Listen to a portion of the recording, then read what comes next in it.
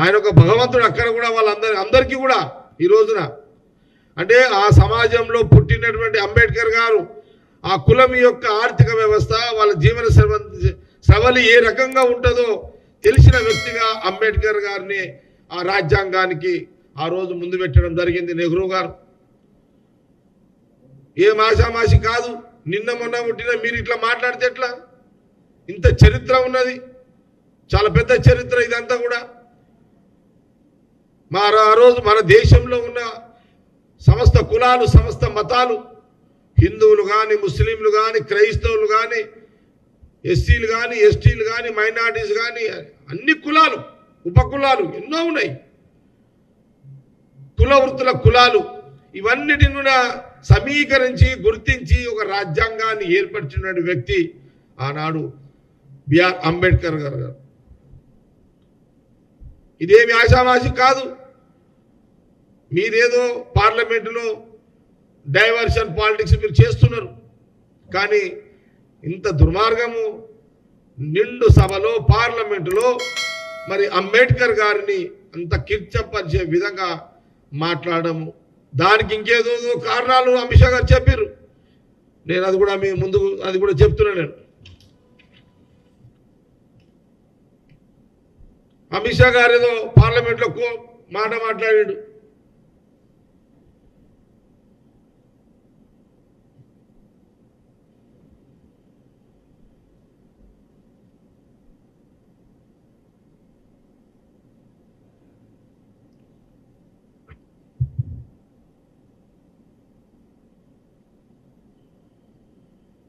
ఒక మాట ఏం మాట్లాడిండు అమిత్ షా గారు?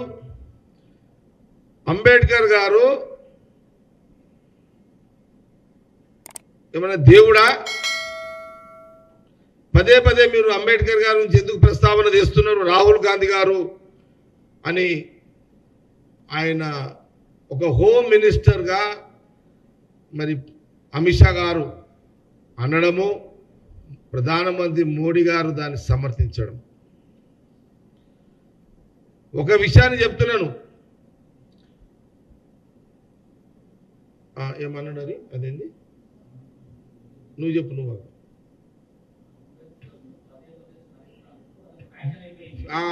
బా ఎంత చూడండి, అంబేద్కర్ గారిని పదే పదే మీరు మాట్లాడుతున్నారు అంబేద్కర్ గారి గురించి.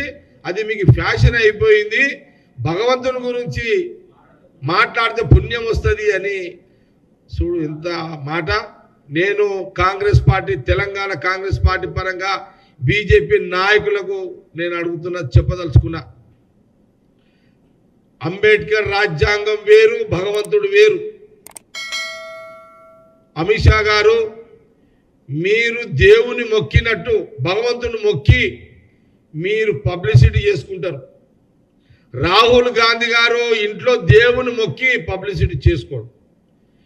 అమిత్ షా గారికి, బీజేపీకి, రాహుల్ గాంధీ గారికి, రాహుల్ గాంధీ కుటుంబానికి తేడా ఏంటంటే, రాహుల్ గాంధీ గారు ఇంట్లో దేవుని మొక్కుతాడు, కానీ దేవుని మొక్కినని పబ్లిసిటీ చేసుకోడు.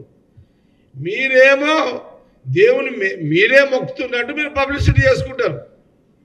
ఇది ప్రజలు గమనించండి. ఇది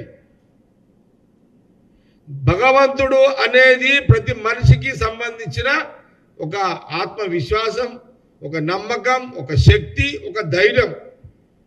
భగవంతుడు మనము మనసులో అనుకుంటాం దేవుని గురించి, భగవంతుడా నాకు ఇన్ని కష్టాలు ఉన్నాయి, నా బాధలను తొలగించు అని దేవుని మొక్కి రాత్రి ప్రశాంతంగా నిద్రపోతాం.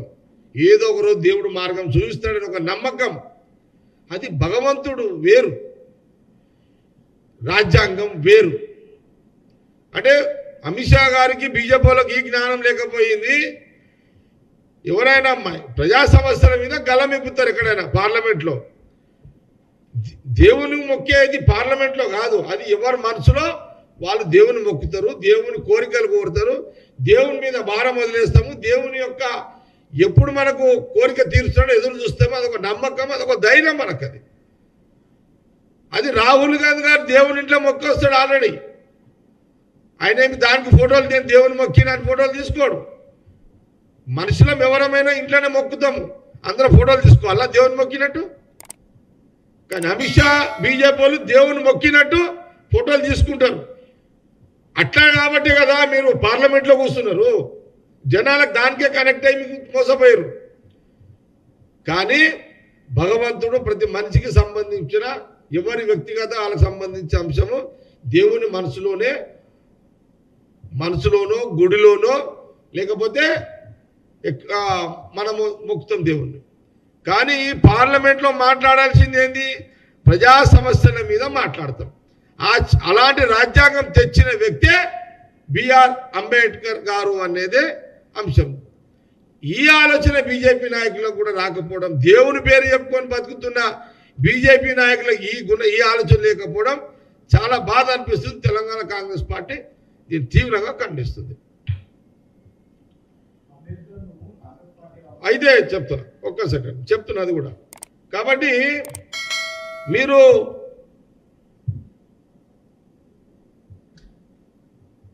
అంబేద్కర్ గారి గురించి అవమానపరిచే విధంగా రాహుల్ గాంధీ గారు మీతో యుద్ధం చేస్తుంటే మీరు భగవంతుని తీసుకొచ్చి డైవర్షన్ చేస్తున్నారు. అందుకే ఈ స్పష్టత ఇవ్వాల్సిన అవసరం ఉందని నేను ఈ సందర్భంగా తెలియజేస్తున్నాను. ఈరోజు యావత్ భారతదేశ ప్రజలందరూ కూడా ఆ రాజ్యాంగం అంబేద్కర్ రాసిన దాని అనుసారంగానే ప్రశాంతంగా జీవిస్తున్నారు. ఆ రాజ్యాంగం అలాంటి రాజ్యాంగము దాని అందుకే రాహుల్ గాంధీ గారు అంబేద్కర్ కోసం అవమానపరిచే విధంగా వాళ్ళ పార్లమెంట్ నిలదీసే కార్యక్రమంలో భాగమే వారు పిలిపించినా తెలంగాణలో కూడా భారతదేశంతో పాటు తెలంగాణలో కూడా కాంగ్రెస్ పార్టీ కార్యకర్తలు మేము కూడా బీజేపీని రాజకీయంగా మీరు బేషరతుగా అంబేద్కర్ గారికి క్షమాపణ చెప్పేంత వరకు రాహుల్ గాంధీ గారి డిమాండ్ తల వంచే వాళ్ళు క్షమాపణ చెప్పేంత వరకు అంబేద్కర్ గారికి తెలంగాణ కాంగ్రెస్ పార్టీ కార్యకర్తలు అందరూ ఎప్పుడు కూడా రాహుల్ గాంధీ పిలుపుకి యుద్ధానికి సిద్ధంగానే ఉంటారు అనే విషయాన్ని కూడా తెలంగాణ కాంగ్రెస్ పార్టీ పక్షాన మీడియా ద్వారా యావత్ సమాజానికి కూడా తెలియజేయడం కూడా జరుగుతుంది.